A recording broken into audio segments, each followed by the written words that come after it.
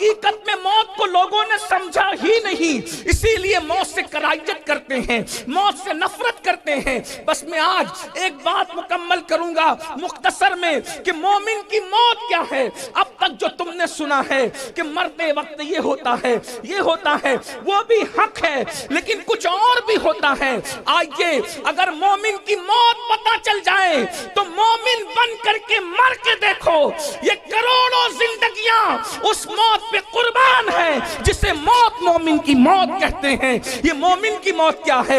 آئیے بخاری شریف کتاب الزہد کی حدیث پاک کا وہ آخری ٹکڑا مومن کی موت کے بارے میں۔ مگر مومن سن لو کون ہے۔ ایک بات کہوں مومن کسے کہتے ہیں؟ ایک جملے میں کہوں، مسلمان وہ ہے جو اسلام میں داخل ہو جائے، مسلمان وہ ہے جو اسلام میں داخل ہو جائے، اور مومن وہ ہے جس میں اسلام داخل ہو جائے۔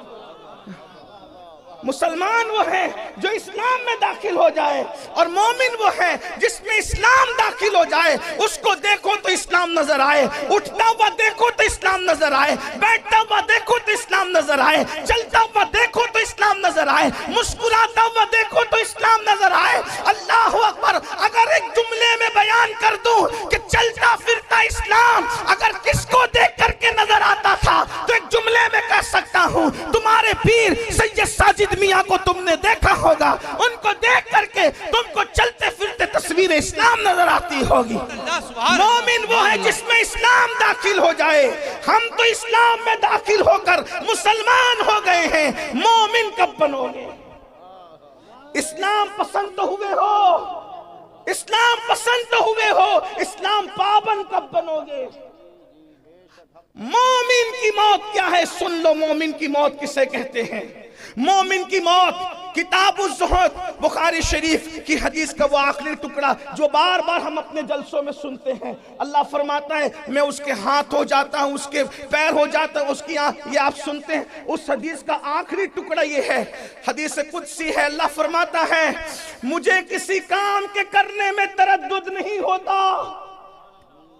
سن لیں مومن کی موت کیا ہے۔ اللہ فرماتے ہیں مجھے کسی کام کے کرنے میں تردد نہیں ہوتا۔ تردد کسے کہتے ہیں؟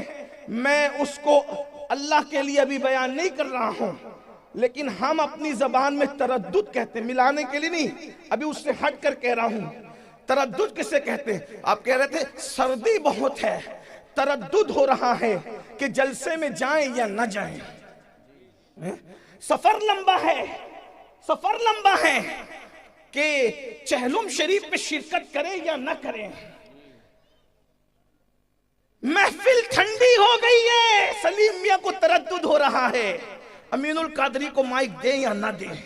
یعنی کسی کام کے کرنے یا نہ کرنے کی کیفیت کو تردد کہتے ہیں، اس انسان فیصلہ نہ کر سکے۔ لیکن ہم اللہ کے لیے یہ نہیں کہتے، کیونکہ ہمارا پورا مسلک بھی ادب ہے اور پورا مذہب بھی ادب ہے۔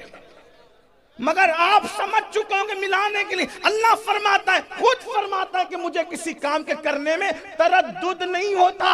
اگر اس کو سمجھانے کے لیے کہیں تو یہ کہہ سکتے ہیں وہ رات کو دن میں بدل دیتا ہے، تردد نہیں ہوتا، آبادیوں کو ویرانے میں بدل دیتا ہے، تردد نہیں ہوتا، اللہ اکبر، کشتیوں کو طوفان سے ٹکرا کر کے ختم کر دیتا ہے، تردد نہیں ہوتا، پیدا کرنے والی ماں کی جان نکال کر کے بچے کو ایک لمحے کے بچے کو یتیم کر دیتا ہے، تردد نہیں ہوتا، دھوپ میں بارش برساتا ہے، تردد نہیں ہوتا، زمین سے پودا نکالتا ہے، تردد نہیں ہوتا، شفق کا جمال، افق کی سرخی، ستاروں کی انجمن، چاند کی چاندنی، سورج کی روشنی، یہ سب دیتا رہتا ہے، چھینتا رہتا ہے، تردد نہیں ہوتا۔ مگر کیا فرماتا ہے؟ کسی کام کے کرنے میں تردد نہیں ہوتا، مگر جب میں ایک کام کرنے لگتا ہوں ترددی تو مجھے تردد ہونے لگتا ہے۔ اللہ کو کسی کام کے کرنے میں تردد نہیں ہوتا، لیکن جب فرماتا ہے ایک کام کرنے لگتا ہوں تو مجھے تردد ہوتا ہے، مولا وہ کام کیا ہے؟ تو فرمایا جب میں بندے مومن کی موت کا فیصلہ کرنے لگتا ہوں تو مجھے تردد ہوتا ہے کہ میں اس کی موت کا فیصلہ کروں، اور وہ پسند کرے نہ کرے۔ یہ مومن کی موت ہے، یہ مومن کی موت ہے۔ موت مومن کے وقت قدرت فرما رہی ہے مجھے تردد ہوتا ہے۔ پھر مولا تو کرتا کیا ہے؟ کیا کرتا ہے؟ تو فرماتا ہے میں اس کے پاس اپنے فرشتوں کو بھیجتا ہوں. یعنی تم عرس کا میلہ بعد میں لگاتے ہو، اس کے پاس فرشتوں کا میلہ پہلے لگتا ہے. ہاں، سردی کے اس موسم میں صابر پاک کی زمین پر بیٹھنے والوں کو نہیں کہہ سکتا کہ اس پہ سبحان اللہ بولو، لیکن اتنا ضرور کہہ سکتا ہوں کہ سردی کتنی ہو، عشق صابر کبھی دل کو ٹھنڈا نہیں ہونے دیتا، اس لیے کہ عشق کی آگ تو جہنم کی آگ کو بھی بجھا سکتی ہے. اے عشق تیرے صدقے جلنے سے چھٹے سستے، جو آگ بجھا دے گی وہ آگ لگائی ہے. نعرہ تکبیر، نعرہ رسالت. قل شریف کا وقت قریب ہے. مومن کی موت سن رہے ہو، سن لو بس مومن کی موت. اللہ اکبر. اللہ فرماتا ہے میں فرشتوں کو اس کے پاس بھیجتا ہوں. اس مضمون کو قرآن یوں بیان کرتا ہے، حضرت مجاہد اس کی تفسیر میں بیان کر رہے کہ یہ مضمون کیا ہے. قرآن کہتا ہے ان الذین قالوا ربنا اللہ ثم استقاموا تتنزل علیہم الملائکہ الا تخافوا ولا تحزنوا وابشروا بالجنۃ التي کنتم توعدون. جن لوگوں نے کہا بے شک ہمارا رب اللہ ہے، ثم استقاموا، اور وہ دین پہ ڈٹ گئے، شریعت پر ڈٹ گئے. قبرستان میں چرس اور بھنگ پینے والے صوفی نہیں ہیں، دین پر ڈٹنے والے صوفی ہیں. شریعت کا مذاق اڑانے والے صوفی نہیں ہیں، شریعت پر ڈٹ جانے والے صوفی ہیں. ہوا میں اڑنے والے کو ولی ہر ایک کو نہیں کہا جا سکتا، مگر شریعت پر چلنے والے کو ولی قرآن کہتا نظر آ رہا ہے. ثم استقاموا، وقت ہوتا تو ثم استقاموا کی تفسیر بیان کی جاتی، اس کا وقت نہیں، لیکن سنیں ثم استقاموا، جو دین پہ ڈٹ گئے، خدا کو ایک مان کے دین پہ ڈٹ گئے. ابھی تو ہمیں یہ بھی نہیں پتا کہ خدا کے بارے میں عقیدہ کیا ہونا چاہیے، تو ڈٹیں گے کب اس عقیدے پر؟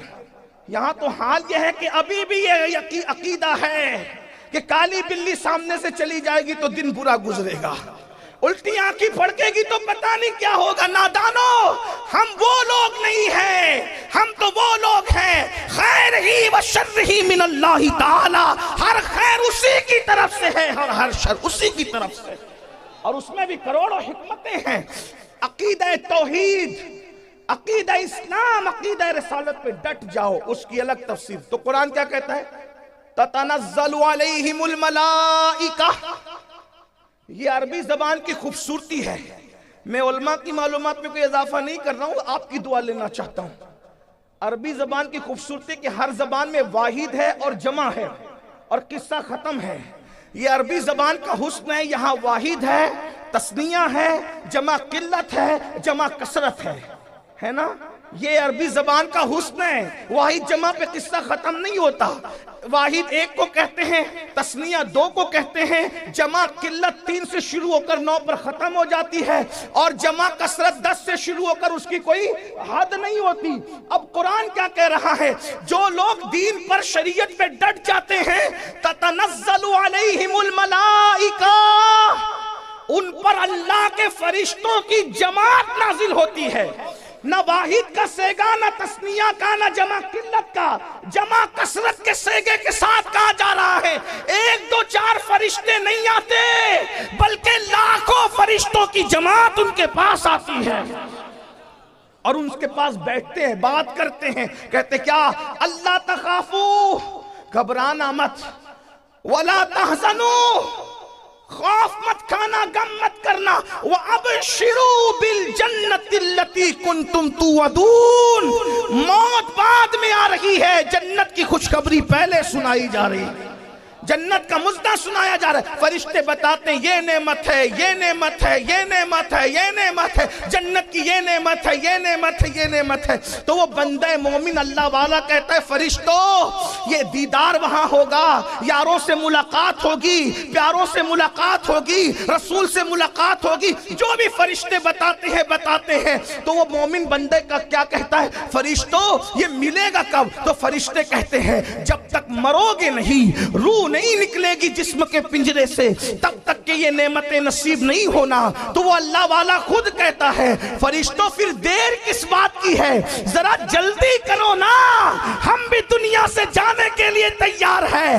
ادھر مومن مرنے کے لیے تیار ہوتا ہے, ادھر قدرت اس کی موت کا فیصلہ کرتی ہے. اور جب مومن دنیا سے جاتا ہے تو حدیث پاک میں آتا ہے فرشتے لاکھوں کی حسب مراتب, کسی کے میت کے لیے 500 آتے ہیں, کسی میں ہزاروں آتے ہیں, کسی میں 70,000 آتے ہیں, کسی میں لاکھوں آتے ہیں, کسی میں تا حد نگاہ آتے ہیں, اور 2 جنت کے کفن لے کر آتے ہیں, اور جنت کے کفن لا کر اور پھر مشک سے زیادہ قیمتی خوشبو جنت کی لے کر آتے ہیں. حدیث پاک میں آتا ہے اس خوشبو وہ زمین سے اٹھتی ہے, آسمان کے فرشتے محسوس کرتے کہتے ہیں آج زمین سے کیسی خوشبو اٹھ رہی ہے. تو کہا جاتا ہے کسی مومن کی روح کے لیے یہ جنت کی خوشبو لائی گئی ہے. 2 جنتی کفن لاتے ہیں اور بتائیں حضرت ملک الموت روح بعد میں نکالتے, پہلے اس کو خوشخبری دیتے ہیں اے نفس مطمئنہ یا ایتها النفس المطمئنہ ارجعی الی ربک راضیۃ مرضیہ فادخلی فی عبادی وادخلی جنتی. اس کو بشارت دیتے, اسی پہ بس نہیں. علامہ سیوطی لکھتے ہیں کہ اللہ اکبر, فرشتے کہتے تجھے اللہ نے سلام کہا ہے, اور جب اس کی روح نکلتی ہے آقا فرماتے ہیں آٹے سے جیسے بال نکلتا ہے اسی طرح مومن کی روح نکلتی ہے, یا بھرے ہوئے مشکیزے سے جیسے پانی ٹپکتا ہے ویسے مومن کی روح نکلتی ہے. اور تیسری تمثیل فرمائی دودھ پیتا ہوا بچہ جیسے دودھ پیتے پیتے سو جاتا ہے, ماں کا پستان منہ سے چھوٹ جاتا ہے, بچے کو خبر نہیں ہوتی, ایسے مومن کی روح نکلتی ہے, اس کو پتہ بھی نہیں چلتا. کیوں؟ اس لیے کہ ادھر روح نکل رہی ہوتی ہے, ادھر جس کے عشق میں جان دے رہا ہوتا ہے اس نبی کا جلوہ سامنے ہوتا ہے. میرے امام کہتے ہیں جان تو جاتے ہی جائے گی قیامت یہ ہے, اب یہاں مرنے پہ ٹھہرائے نظارہ تیرا, ارے حسن یوسف موجود ہو تو انگلیاں کٹنے کا درد نہیں ہوتا, حسن مصطفیٰ موجود ہو تو روح نکلنے کی تکلیف کیسے ہو سکتی. اس شان سے مومن دنیا سے جاتا ہے, اور جب وہ دنیا سے جاتا ہے اللہ اکبر فرشتے اس کی روح کو اس کفن میں لپیٹتے ہیں اور خوشبو میں بساتے ہیں, اور اس جب پہلے آسمان پہ جاتے ہیں تو کہتے کون ہے, تو دنیا میں جس نام سے اس کو پکارا جاتا تھا اسی نام سے اس کو بتاتے ہیں, اور سارے فرشتے اس کے لیے مغفرت اور رحمت کی دعا کرتے ہیں, یہاں تک کہ سدرۃ المنتہا تک اس کی روح پہنچتی, خدا کے دربار میں اس کی. یہی تو بات ہے, دنیا میں کوئی مذہب ایسا نہ ملے گا جو موت کے دن خوشی مناتا ہو, اور نہ کوئی مسلک ایسا ملے گا جو موت کے دن خوشی مناتا ہو. مذہب میں اسلام ہے اور مسلک میں صرف اہل سنت و جماعت ہے. سب تو مرن دن کو غم کا دن مناتے, یہ سنی ہی ہے جو موت کے دن کو عرس کا دن قرار دیتے ہیں. وجہ کس کا مر کے کہاں گیا یہ وہ جانے, جو ہمارے ہوتے ہیں وہ خدا کا وصال پانے کا شرف حاصل کرتے ہیں. اسی لیے تو ہم کہتے ہیں, بڑے مزے میں کہتے ہیں, سنیوں اگر نبی سے وفا کی ہے اور سچے مومن بنے ہو تو جتنی خوشی مدینے جانے میں ہے اس سے زیادہ خوشی مر جانے میں ہے, کیونکہ مدینے جاؤ تو گنبد نظر آتا ہے اور مر جاؤ تو گنبد والا نظر آتا ہے. یقین تو پیدا کرو. اور پھر میرے آقا علیہ الصلوۃ والتسلیم فرماتے ہیں جب مومن کو اس کی قبر میں رکھا جاتا ہے تو فرشتے آتے ہیں. حضرت ام المومنین سیدہ عائشہ صدیقہ نے کہا یا رسول اللہ, فرشتوں کی شکل جو آپ نے بتائی اب مجھے ڈر لگتا ہے. کیا شکل ہے فرشتوں کی؟ دیگوں کی طرح آنکھیں, شعلے اگلتی ہوئی, ان کے دانت بیل کے سینگ کی طرح, ان کے سر کے بالوں سے لے کے پیر کے ناخن تک بال ہی بال, ان کے ناخن لوہے کے زمین چیرتے ہوئے آتے ہیں, اتنا بڑا ہتھوڑا لے کر کے آتے ہیں, اگر جن اور انس مل کے اٹھانا چاہے تو نہ اٹھا سکے, اور آ کر جوڑ کر کے کہتے ہیں مر رب کا, بتا تیرا رب کو. کہ یا رسول اللہ آپ نے جو جب سے نقشہ کھینچا ہے منکر نکیر کا مجھے تو نیند بھی نہیں آتی. آقا نے فرمایا وہ اوروں کے لیے ہے, جو میرے وفادار ہے ان کے لیے. وہ ایسا نہیں کرتے, وہ ایسا نہیں کرتے, بلکہ ان کی آواز جو سچا مومن وفادار ہوتا ہے اس کو ایسے چنگاڑ کی نہیں آتی، ایسے نہیں آتی اس کو آواز اللہ اکبر. تو کہا پھر ان کے لیے تو کچھ اور ہی ماحول ہے. بلکہ نکیرین، میرے امام نے کہا نکیرین کرتے ہیں تعظیم میری. حضور سے اگر وفا کر لو نکیرین کرتے ہیں تعظیم میری، فدا ہو کے تجھ پہ یہ عزت ملے. بڑی عزت کے ساتھ پوچھتے ہیں ان کے بارے میں کیا کہتا، کن کے بارے میں؟ حضور کی شکل دکھائی جاتی. بلکہ حضور، ہم سنیوں کا عقیدہ ہے حضور قبر میں تشریف لاتے ہیں، قبر میں لہرائیں گے تا حشر چشمے نور کے جلوہ فرما ہوگی جب طلعت رسول اللہ کی. ارے بتاؤ جب حضور آ گئے تو غم کس بات کا؟ واللہ وہ یثرب کی مٹی پر قدم رکھ دے تو وہ مدینہ ہو جائے، اگر وہ ہماری قبر میں قدم رکھ دے تو وہ بھی جنت کے باغوں میں سے باغ ہو جائے. حضور قبر ان کے بارے میں کیا کہتا تھا؟ تو کیا کہتے تھے؟ ارے جب صابر پاک کو اپنی طرح نہیں سمجھتے تھے تو ان کو اپنی طرح کیسے سمجھتے؟ جن کی جماعت میں صابر جیسا نہیں ہے وہ اپنی طرح سمجھتے ہیں اپنے آپ کو صابری کہہ کر. صابری کہلانا اور ہے، صابری بن جانا اور ہے. کسی کو دام میں سمیٹنے کے لیے صابریت کا ٹائٹل لگانا اور ہے. یاد رکھنا ٹوپی کا کلر صابری نہیں بناتا یا صابریت کا ٹائٹل صابری نہیں بناتا جب تک صابر پاک کی طرح کسی کا عقیدہ نہیں ہو جاتا. عقیدہ ضروری ہے. یاد رکھنا آپ کے ارد گرد بہت ہے صابری کہنے کے بعد بھی صابر پاک والا عقیدہ نہیں ہے، کیونکہ صابر پاک نے تو کبھی نہ اپنے دادا کو اپنی طرح سمجھا نہ اپنے نانا کو اپنی طرح سمجھا. یہ کون سے صابری ہے؟ اللہ اکبر. ارے تم صابر پاک جیسے نہیں ہو سکتے. 12 منٹ کھڑے ہوتے ہو تو کمر درد کرنے لگتی ہے، بلکہ 50 سال کی عمر میں کرسیوں پہ بیٹھ کے نماز پڑھتے ہو. تانا نہیں دے رہا ہوں، ان کو کہہ رہا ہوں جو لوگ اس کے قابل ہیں ان کو کہہ رہا ہوں. لیکن یہ ہمارا صابر ہے جو 12 سال تک کے کھڑا رہا ہے لیکن اللہ اکبر کبھی کسی مرض کا اظہار نہ ہو سکا. صابر کی طرح کھڑے نہیں رہ سکتے، صابر پاک کی طرح. اور وہاں تو پھر بات ہی کچھ اور ہے. نبی کو مر کے مٹی میں کہنے والوں سن لو، تم صابری نہیں ہو سکتے، کیونکہ ہمارا صابر تو وہ ہے جو خود کا جنازہ پڑھانے کے لیے تشریف لاتے ہیں اور بتاتے ہیں جب علی احمد کا یہ حال ہے تو جو اصل علی ہے اس کی شان کیا ہوگی اور جو اصل احمد ہے اس کی شان کیا ہوگی. جو نسل میں علی احمد ہے اس کی یہ شان ہے، جو نسل میں علی احمد ہے اس کی شان، جو اصل میں علی بھی ہے اور جو اصل میں احمد بھی ہے ان کی شان کیا ہو. تو زندہ ہے واللہ، تو زندہ ہے واللہ، میرے چشم عالم سے چھپ جانا. تو یاد رکھنا جس جماعت میں صابر پاک جیسا نہیں، اس لیے وہ اپنی طرح کہتے. ہم تو نہیں کہتے، ہم تو اپنے پیر کو بھی اپنی طرح نہیں کہتے، ہم تو اپنے مولانا کو بھی اپنی طرح نہیں کہتے، ہم تو اپنے ابا کو بھی اپنی طرح نہیں کہتے. کیوں؟ ہمیں دیکھو تو اپنا آپ دیکھو تو کچھ نہیں ملتا، اور باپ کو دیکھ لو محبت سے تو مقبول حج کا ثواب ملتا ہے. تو جب باپ اپنی طرح نہیں ہے تو رسول پاک اپنی طرح کیسے ہو سکتے ہیں؟ میں کسی کو چھیڑ نہیں رہا ہوں، لیکن یہ کہہ رہا ہوں قبر میں پوچھا جائے گا کیا کہتا ہے، نہیں کیا کہتا تھا. قبر میں تو گنڈوں کی بھی بولی بدل سکتی ہے نا. یہ نہیں کہا جاتا کیا کہتا ہے، اس لیے کہ دیس بدلتا ہے تو لوگ بھیس بدلتے ہیں.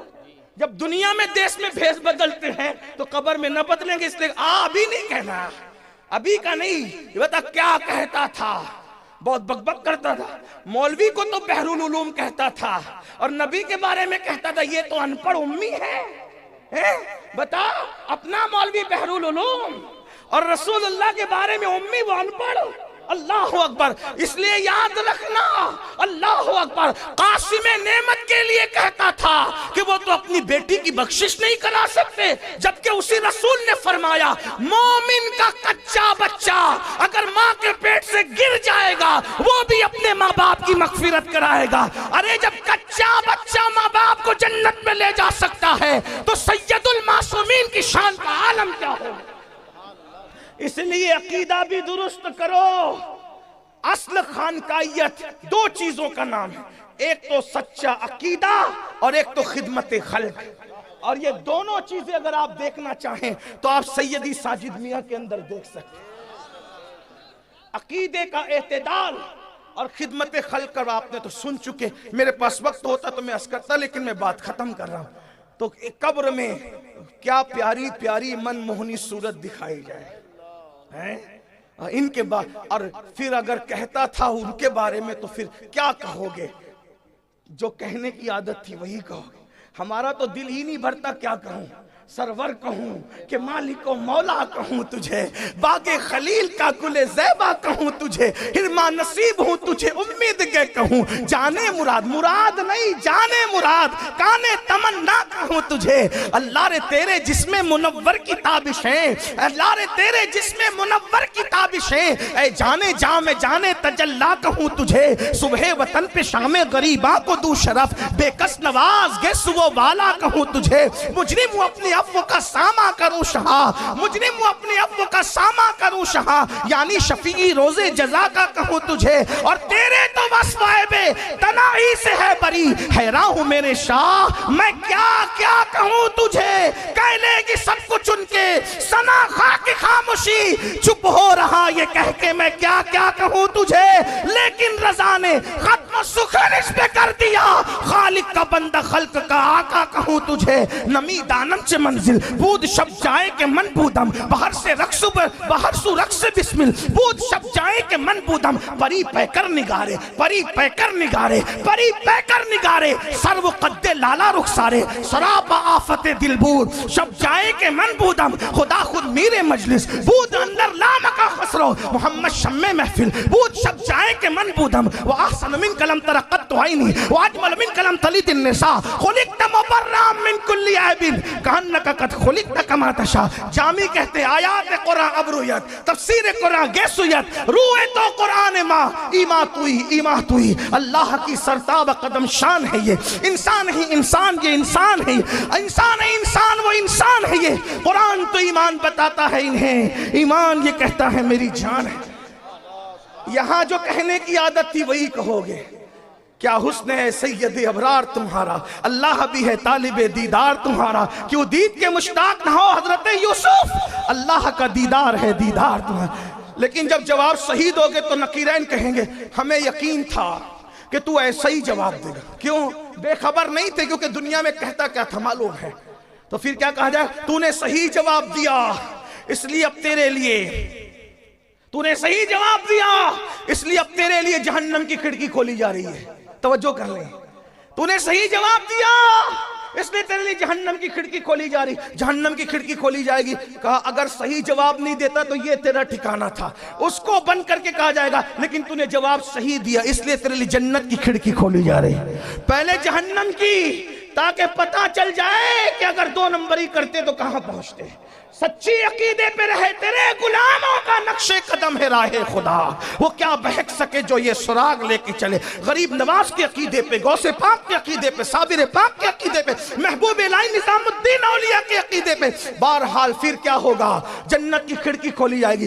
آقا فرماتے ہیں تا حد نگاہ قبر کشادہ کر دی جائے گی، ایک حدیث میں آیا کہ مشرق و مغرب تک قبر کشادہ کر دی جائے گی، ایک حدیث میں آیا کہ 70 گز، یعنی تقوی کے اعتبار سے، عمل کے اعتبار سے، یقین کے اعتبار، جس کا جیسا معاملہ ہوگا تا حد، اور پھر کیا ہوگا، فرمایا جائے گا سن لے اب، سن لے اب، بھئی یہ نظر ابھی نہ لائے، نظر میاں کہہ رہے لانے دو، بھئی میں لوں گا ایسے، نظر لانا بات اچھی لگ رہی ہے وہیں بیٹھو، سنو پہلے، غرور سے منع نہیں کر رہا ہوں، ہم تو صوفیہ کے غلام ہیں بھائی، نظر کیسے منع کریں گے، لیکن طریقہ بتا رہا ہوں دینے کا، بات پسند آئے نا، ایک جیب سے نکالو دوسری جیب میں رکھو، اور فجر کی نماز محلے کی مسجد میں جا کے پڑھو، امام صاحب سے کہنا یہ تمہاری طرف سے بھی ہے یہ امین القادری صاحب کی طرف سے بھی، دونوں کی طرف سے پیش کر دینا، تمہیں بھی ثواب مجھے، میری نظر ہے نا جیب میں رکھو، ادھر مت لاؤ، تھوڑا سنو، غور سے سنو، بات اینڈ کی طرف جاری، ٹائم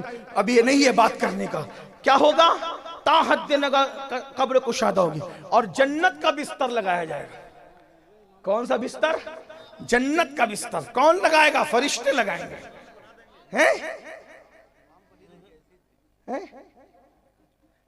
میں نے کہا جہاں جہاں لوگوں نے دیا، اور اگر وہ نہیں دیں گے جیب میں رکھ کے تو وہ میری امانت ہے، دیں گے وہ، میری قوم پر مجھے اعتماد ہے۔ ہاں میاں میرے بھائی سلیم میاں، میرے بڑے بھائی، وہ کہہ رہے ہیں میں کل کو دوں گا، تو وہ دیں گے انشاءاللہ۔ اور سید تو ہوتا ہی دینے والا ہے بھائی۔ ہاں جب شجروں سے سید نہ پہچانے جائیں تو دو چیزوں سے پہچاننا، کیا؟ ایک ان کی سخاوت سے، ایک ان کے اخلاق سے۔ ہاں یاد رکھنا اچھی طرح۔ اللہ اکبر۔ ایک مرتبہ ایک بہت بڑے بادشاہ نے، نام نہیں لوں گا، سیدوں کو قتل کر دیا نقلی سمجھ کر کے۔ بعد میں کسی نے بتایا نہیں وہ تو تیرے چگل خوروں کی چگلیاں تھی، تو نے قتل کر دیا۔ تو اس نے کہا پھر اب کیا کروں؟ کہا معافی مانگ لے۔ کہا معاف نہ کرے تو کہا اصلی ہوں گے تو معاف کر ہی دیں گے نا۔ اس لیے کہ معاف کرنا یہ تو ان کا موروثی معاملہ ہے۔ ہاں نہیں دیکھتے امام حسن نے کیسے کیسوں کو معاف کیا، امام حسین نے کیسے کیسوں کو معاف کیا۔ اللہ اکبر۔ معاف کرنا ان کا اپنا کام ہے۔ ان کے نانا نے نہیں کہا تھا جان کے دشمنوں سے لا تثریب علیکم اليوم، بلکہ کیسا سخی ہوتا ہے سید بتاؤں؟ سیدوں کا باپ سید السادات، امام المشارق والمغارب، حلال مشکلات والنوائب، اخی رسول وزوج البتول، امام علی ابن ابو طالب۔ این جنگ کی حالت میں ایک یہودی پہ تلوار اٹھائی، اس نے ہاتھ پھیلا کے کہا علی بھیک میں تلوار دے دو، اٹھائی ہوئی تلوار دے دی۔ کوئی جنگ میں تلوار دیتا ہے؟ اس نے کہا، میں نہیں کہہ رہا ہوں، اس نے کہا، اس کی بات نقل کر رہا ہوں، اس نے کہا علی معاذ اللہ، یا تو حد درجہ نادان ہے، کوئی دشمن کو بھی تلوار بھیک میں دیتا ہے، یا تو بہت بڑا بہادر ہے۔ دوسری بات صحیح تھی۔ تو مولا نے کہا کیوں ایسا کہتا ہے؟ کہا دشمن کو بھی کوئی تلوار حالت جنگ میں دے دیتا اور نہتا ہوتا ہے۔ فرمایا یہ میرے گھر کی ریت ہے، ہم جو مانگنے والے کو نہیں دیکھتے دوست ہے یا دشمن ہے، جو ہاتھ پھیلا دیتا ہے اس کو عطا کر دیتے ہیں۔ جس دروازے سے یزید بھی محروم نہ گیا، ہم کہاں محروم جائیں گے؟ یزید نے ہاتھ مانگا تھا، امام نے ہاتھ نہیں دیا چونکہ وہ غیرت تھی، لیکن سر دے دیا، یہ سخاوت تھی۔ ہاں دیا تو اس کو بھی، جہاں سے یزید محروم نہ جائے ہم لوگ کہاں محروم جانے۔ آؤ در زہرا پر پھیلائے ہوئے دامن، نسل کریموں کی لجپال گھرانہ ہے۔ بات دور نکل گئی، کیا عرض کر رہا تھا سن لیں۔ جنت کا بستر بچھایا جائے گا، اور جنت کا بستر بچھا کر کہا جائے گا نم کا نومت العروس، ایسے سو جا جیسے پہلی رات کی دلہن سوتی ہے۔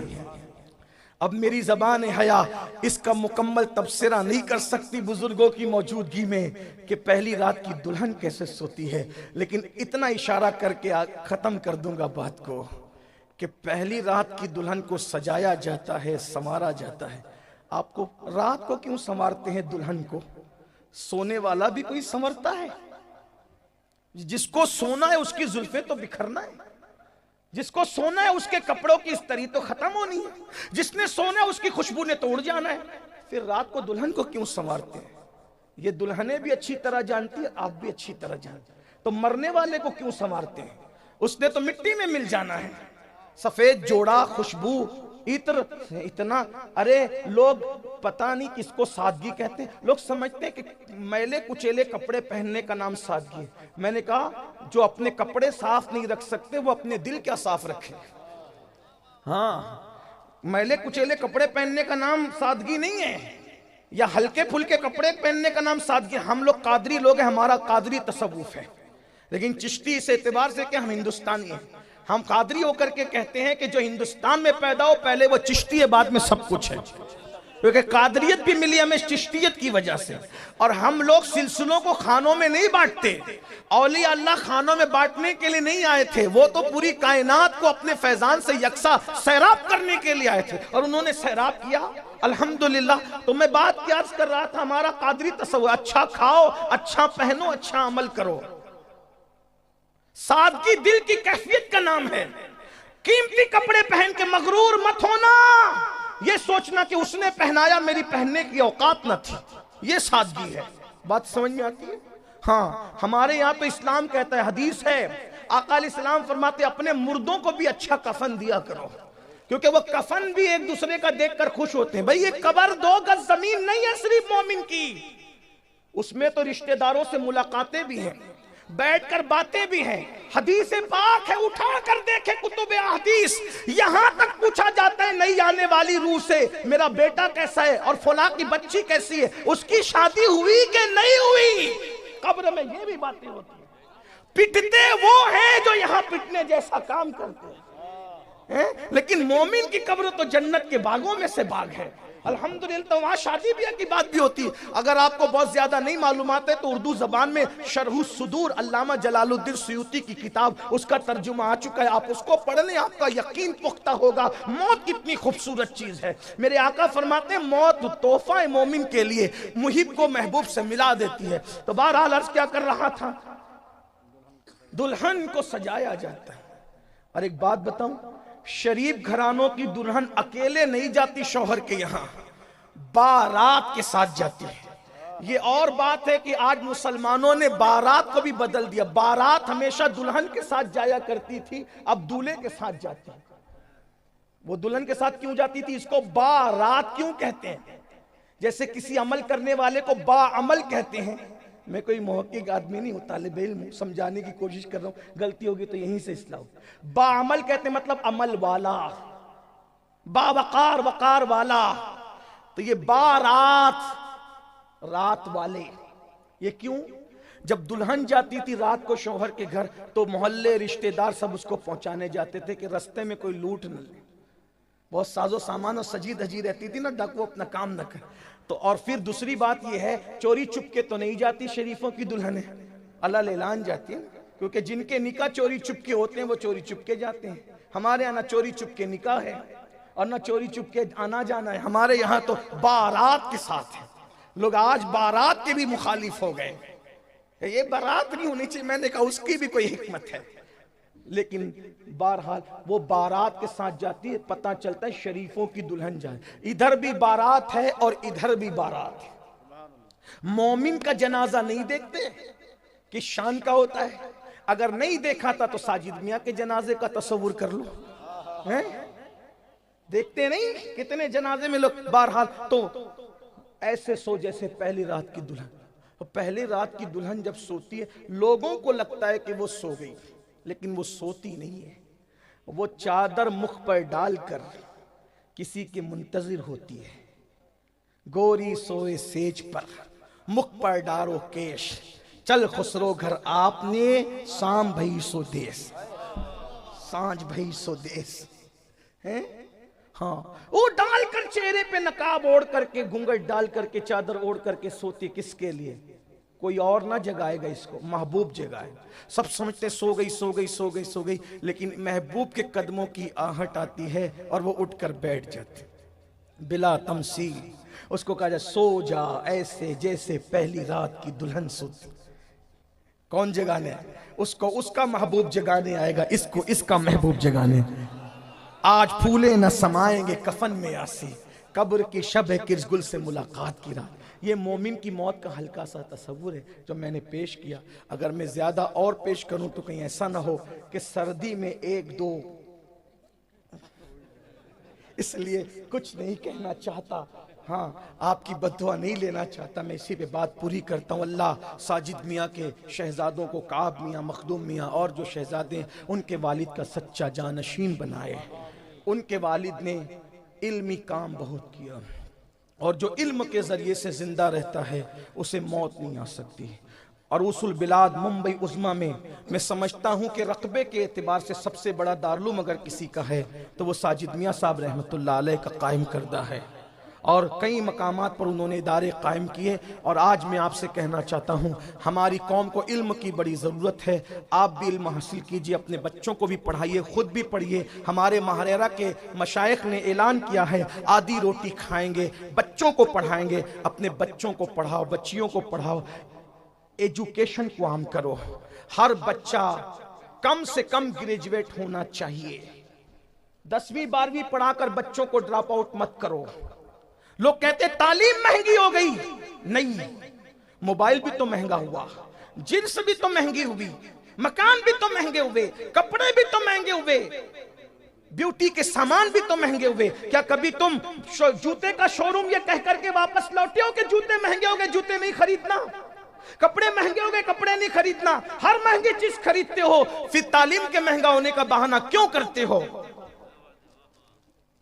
अगर तालीम महंगी हुई तो सभी तो महंगा हुआ है। अपने बच्चों को पढ़ाओ और खूब पढ़ाओ, इसलिए कि मौलाए कायनात सैयदना अली मुर्तजा करमल्लाहु ताला वजहुल करीम फरमाते हैं, तुम्हारे माँ बाप ने जितना तुम्हें सिखाया उससे बढ़कर तुम अपनी औलाद को तालीम दो, क्योंकि तुम्हारे दौर से ज्यादा तेज रफ्तार दौर तुम्हारी औलाद का दौर होगा। इसलिए अगर दुनिया की कामों के बराबर में खड़े रहना है तो आधी रोटी खाना पड़े तो खाओ, भूखे रहना पड़े तो रहो, अपने पेट को मारना पड़े, ख्वाहिशात को मारना पड़े तो मारो, लेकिन अपने बच्चों को पढ़ाओ, तालीम को आम करो। जितना इल्म आम होगा उतना तरक्की होगी। लोग कहते हैं नौकरी नहीं मिलती क्यों पढ़ाएं? हम नौकरी के लिए बच्चों को नहीं पढ़ाते, अच्छा इंसान बनाने के लिए पढ़ाते हैं, क्योंकि अनपढ़ के बोलने का अंदाज और पढ़े लिखे के बोलने के अंदाज में फर्क है। अनपढ़ के खाने में पढ़े लिखे के खाने में फर्क है, अनपढ़ के उठने बैठने में और पढ़े लिखे के उठने बैठने में फर्क है, अनपढ़ के सोचने में और उठने बैठने के सोचने में फर्क है। इसलिए बच्चों को पढ़ाओ, खूब पढ़ाओ, आगे बढ़ाओ। अगर लोगों से बराबरी करना है, बराबर खड़े होना है। और साजिद मियाँ साहब रहमतुल्लाह अलैह ने यही काम किया, इल्म पर उन्होंने मेहनत की, मदरसे कायम किए, स्कूल कायम किए, बच्चियों के इदारे कायम किए। ये सिलसिला अल्लाह करे जारी रहे। और हमें हमारे भाई सैयद मखदूम मियाँ साहब से बहुत तवक्कुआत है कि एक अच्छे बाप की अच्छी तरबियत का नतीजा लोगों ने उनकी हयात ही में देखा। हम साजिद मियाँ साहब में जो शराफत देखते थे वो शराफत मखदूम मियाँ में उठने बैठने चलने फिरने में नज़र आती है। और अल्हम्दुलिल्लाह सूरत में भी वो वैसे ही है, सीरत में भी वैसे ही है। इंशाअल्लाह मज़ीद इंशाअल्लाह अल्लाह ताला इसमें और बरकत अता फरमाएगा। अल्लाह करे जो है वो ये सिलसिला जारी रहे। और फिर क्यों ना हो जिसके सर पर साबिर पाक का दामन हो, फिर बात ही कुछ और है। अल्लाह ताला तौफीक दे, गुफ्तगू के दरमियान कोई गलती हो तो अल्लाह पाक माफ़ कर दे। अस्तगफिरुल्लाह रब्बी। अस्सलामु अलैकुम वरहमतुल्लाहि वबरकातुहू। जैसा कि नाज़रीन अभी आपने देखा कि सैयद अमीरुल क़ादरी साहब ने कितना अच्छा बयान किया है, और मैं समझ सकता हूँ कि आपने इस बयान से बहुत कुछ सीखा होगा। आपने तो माशाल्लाह अब सीख लिया है। इस बयान को अब दूसरों तक भी शेयर कर दीजिए ताकि इस बयान को और दूसरे मुसलमान भी सुन सकें। और इसी तरह हमारे वीडियो और आप तक पहुंच सकें उसके लिए हमारे चैनल को सब्सक्राइब कर लीजिए। और खुदा हाफिज़।